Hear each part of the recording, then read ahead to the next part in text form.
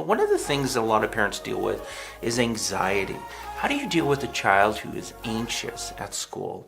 Now, there are a lot of levels of anxiety, and so I'm going to address how to prepare your child for dealing with anxiety in school. However, if you want more information, just visit the Smarter Parenting blog related to this video, and it will have more information for you. Now, anxiety exists on a wide spectrum. And so you can have children that are a little anxious about the new day of school, and that's normal. And anxiety actually is a good thing, and all humans experience it, and it actually can heighten our ability and our experience in certain situations. When anxiety becomes detrimental to the point where a child can't function, they can't communicate or talk, or they actually break down, that's when we run into some major issues. And anxiety in school can be actually compounded based on how the teacher responds to it and how the environment responds to their anxiety. So what can parents do if your child is on the spectrum and they move from this point of healthy anxiety to this area of they can't function at all? What can parents do? Well, the first thing you can do as a parent is to work with your child by role-playing situations where they may feel anxious and actually give them a step-by-step guide of what to do when they start to feel anxious. Parents would use the skill of role-playing, which is found on the Smarter Parenting website. What you want to do is you want to come up with a very specific plan of things that your child can do when they start to feel anxious. Now, this is going to be prefaced by a discussion on how they feel anxiety. Talk to your children about where they feel anxious in their body and how they're feeling. A lot of times children will feel it in their gut, they may feel it in their chest, they may actually start to do movements when they're starting to feel anxious. What you're going to do is talk to them and help them make them aware of these things. Because once they're aware of these things, you can start to address what they're doing or where they're feeling the anxiety and work towards decreasing it in that area. I worked with a family where the child did this when they started to feel anxious. They just had this fidgeting movement.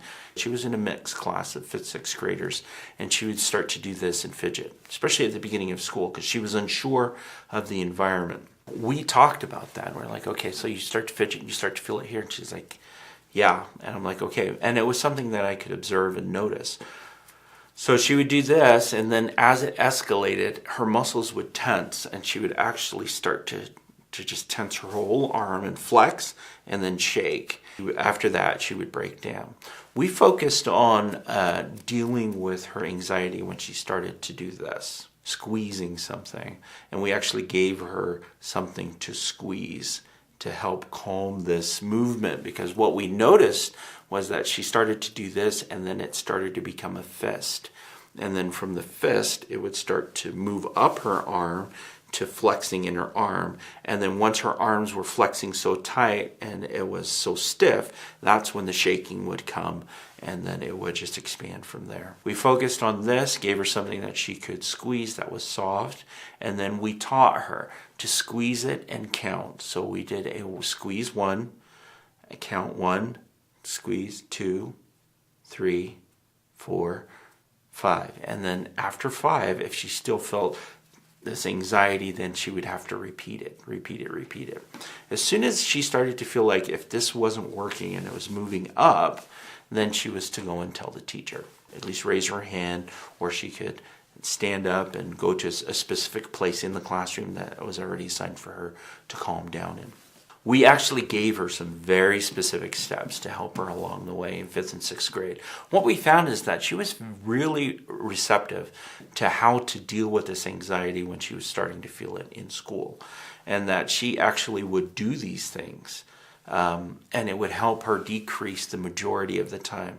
Now, every once in a while, especially during gym or when they were doing a physical activity where she felt the most anxious, she would actually get into a breakdown mode. However, after time, we were able to teach her how to translate what she was doing here to the situation in gym or during physical education.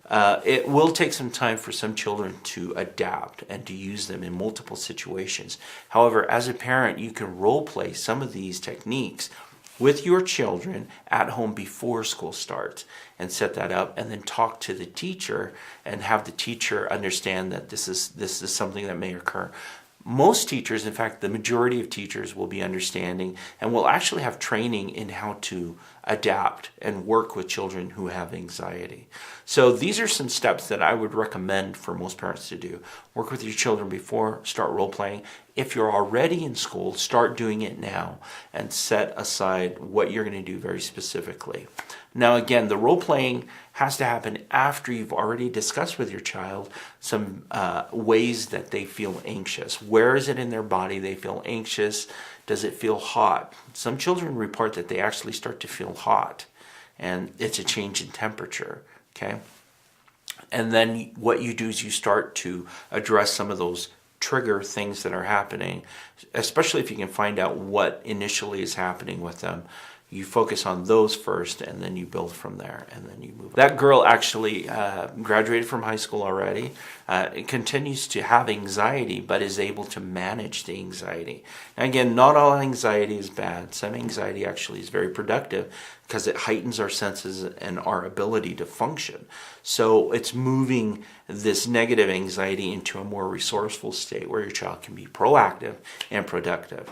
So there's more information on how to do this with your child on the Smarter Parenting website in our blog section. Jump over there. You can get more information on how to do this with your own child. We just need to train and teach our children how to deal with it in a productive way. Don't forget to subscribe to our YouTube channel and visit the Smarter Parenting website for the skill of role playing, which will be super helpful for you. And that's it for me for this week, and we'll see you again next week.